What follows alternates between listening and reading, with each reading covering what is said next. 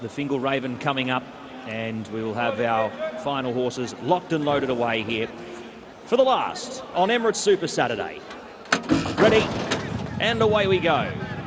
Nadawi broke cleanly, wide gate. Halassan works his way up into the first three. William Buick going to let the race unfold here on Ruling Court. He's in the back division now. In front of him, Glitterati from Sahan, Darmiss and Warsocks the fence. Ruling Court spots the leaders about 7 or 8 lengths early, running a nice race on the short price Elect, followed by back in the field as they work down the back part of the course, O'Dye along with the Fingal Raven. So they make their way to the 1,000-metre marker here, and it is Nadawi who takes over the lead, leading from next in running Halassan from White Gate, and on the inside Warsocks 4th. Glitterati 5th, 6th Sahan, 7th Ruling Court in a precarious position here from Darmiss, the Fingal Raven, and O'Dye is out to the end. Nadawi has been able to back it off here. 11.37, 11.70, and the rest of the field following suit.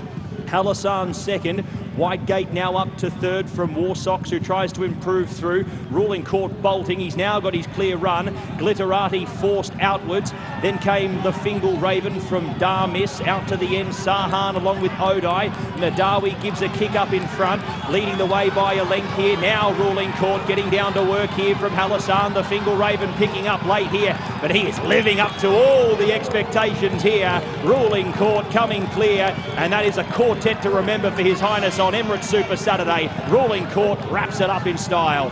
5 lengths on the line from the Fingal Raven, Warsocks and Darmiss 4th over from Nadawi. Then came Halassan from Glitterati, Sahan, Whitegate, and O'Dye, the last one home. Probably the easiest winner of the night.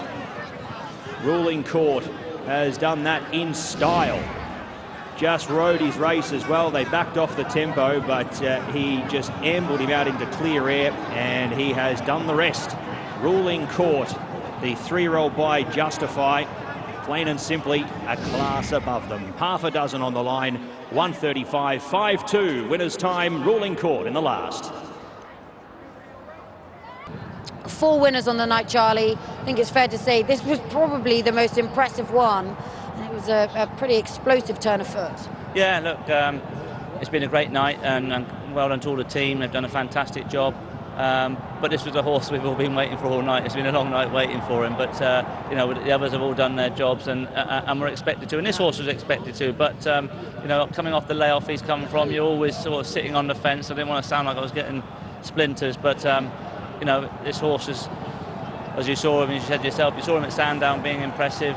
He didn't really lose a lot in defeat really at York in the Acomb. It's probably one of the strongest run 2-year-old races we had seen up until the championship meetings, and then, you know, in some ways I was pleased that we got beat there, that we weren't having to then force this horse to do any more than what we felt he was ready for, and he just wasn't ready. And so therefore, you know, the position I'm in, I'm very lucky to be able to put these horses away and allow them to develop, and that's what he's done. You saw him yourself. I think he will continue to develop, and but it's nice to get this run out of the way, and hopefully we'll head back to Europe with a sharper model.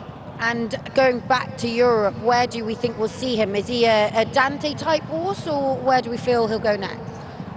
To be brutally honest, I will sit and wait until William comes in, and I'm never one to get too excited immediately in the aftermath. I just think it's not fair on jockeys or the horses really. Just let the paint dry a little bit, and but we anticipated him being a sort of a 10 furlong horse. So yeah, whether it's a Dante or whether he'd take in a Guineas en route, we'll see. We're at the moment we're very lucky in the squad that we have. But as we all know, this time of year you start turning the screw a little bit more, and unfortunately things don't go the right way. So we'll take it week by week, but you know, he's shaping up obviously to be a very nice horse. Yeah, well, he's an exciting prospect. Very well done. I look forward to seeing what William thinks as he joins next. Thanks very much. Thanks, Megan.